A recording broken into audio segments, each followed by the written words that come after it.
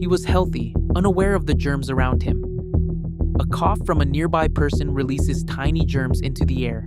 The germs enter his nose and travel down to the lungs, starting the infection. He starts coughing, develops a fever, and feels weak. The infection is taking hold.